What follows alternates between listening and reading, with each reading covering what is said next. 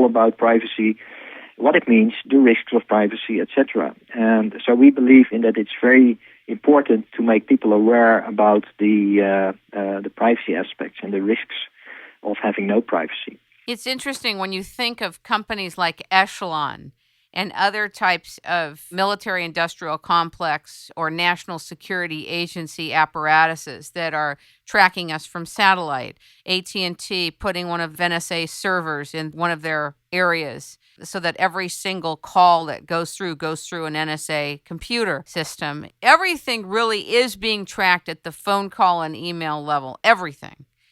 The question you're talking about has to do with storage and the storage of search items.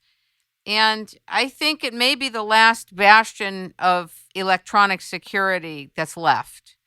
And therefore, the fight's going to be, I think, the hardest.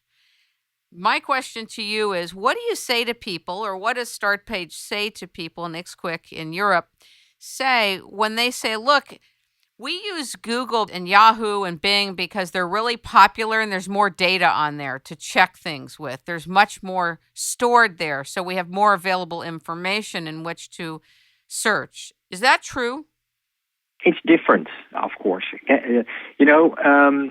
The big ones like Google and Yahoo, they are so powerful and they have so much money for research and development, et cetera, et cetera. So, but we have users who send feedback to us and say, well, I find more than I used to find with, or more relevant information for my particular search term than when I search in Google.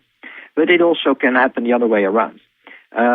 So because our search mechanism, our search algorithms are different, I won't say it's less because we have a lot of users worldwide who use our search results, and very often we hear from our users that it's different, it's better. So it can go both ways. So let's take a real live situation. Let's go in. We start with Startpage.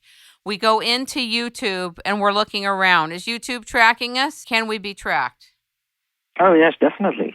Because don't forget that YouTube is owned by Google.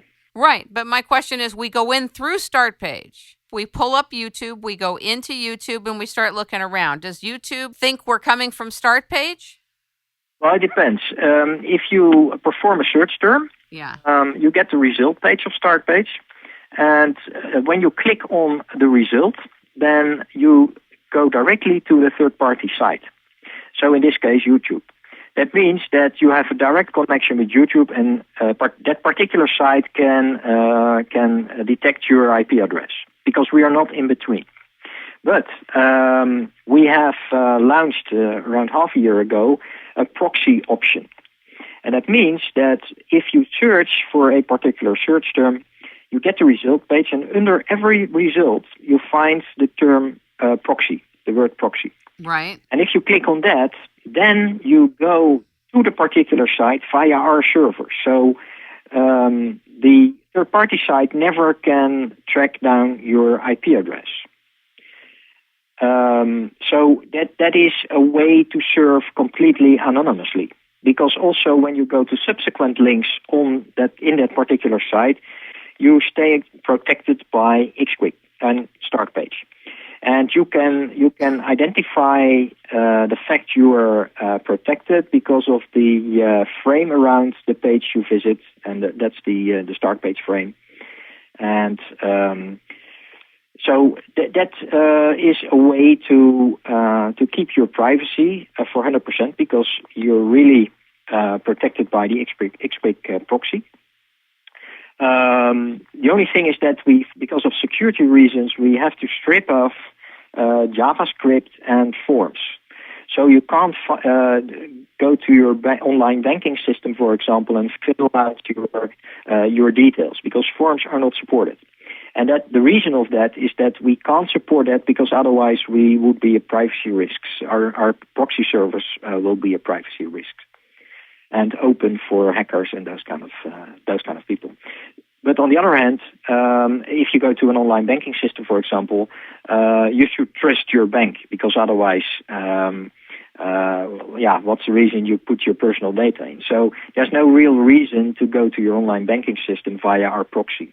The way how a lot of people use the proxy is, imagine you do a search term, you get a bunch of results, and you click on a particular result. You click on proxy, and then you can view that site, and depending on the amount of JavaScript that is used, it looks complete or a little bit less complete. But at least you can judge if you can trust that site, and you know what kind of site it is, etc., etc. So before you say unproxy, you get an impression of the particular site, and if you can trust that site. So that's a way how a lot of people use that. But the proxy is definitely a huge way forward in getting privacy when searching, because with the normal links to the results, you always go directly to a site, so you're not under the protection of us then. What are Startpage's and Ixquick's biggest concerns right now? What is the hurdle you have to get over right now to expand your operations and allow privacy search to become more mainstream? The main thing I believe is the awareness of the people. Because when I talk to somebody on a birthday party of somebody or a party in general, and explain what I'm doing and the reason why we offer privacy, within 2 minutes, everybody says, "Oh, Alex, I hear what you say. Actually, I didn't know that all kinds of online things are stored and personal things are stored. But I would like to have the privacy because I don't I didn't know that, and I don't want my private data stored all over the place." And that's only one person, but everybody who you explain about it says, "Yes, well, I agree, I don't want that." So that is our major hurdle. How can we make people aware of the privacy risks of having no online privacy? And we work on all kinds of new projects, and we work on new functionality, of course, because we are really building some nice new privacy features, because that's an ongoing thing.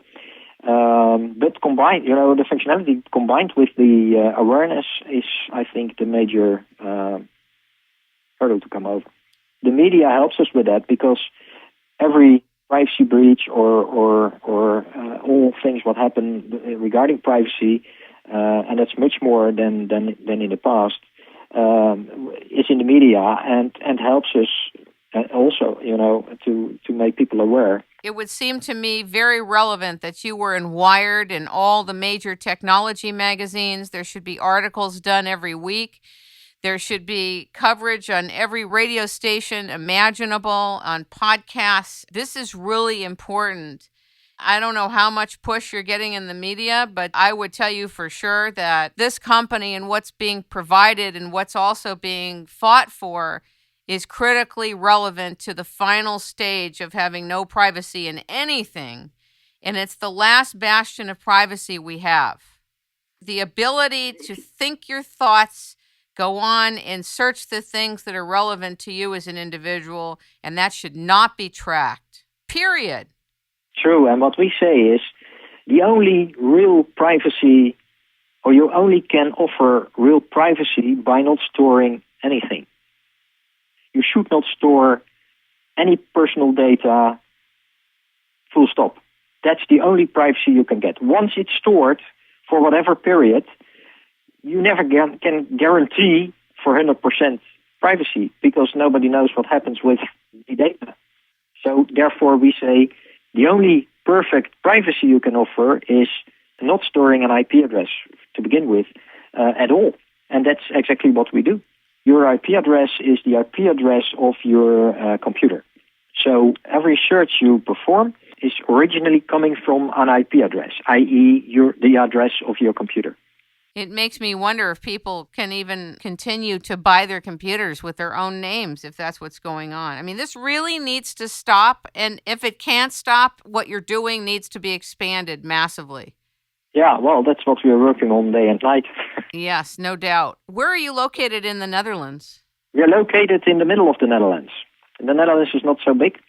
It's only, Well, from east to west, it's around 140 kilometers, and we are somewhere in the middle. Do you travel much? Well,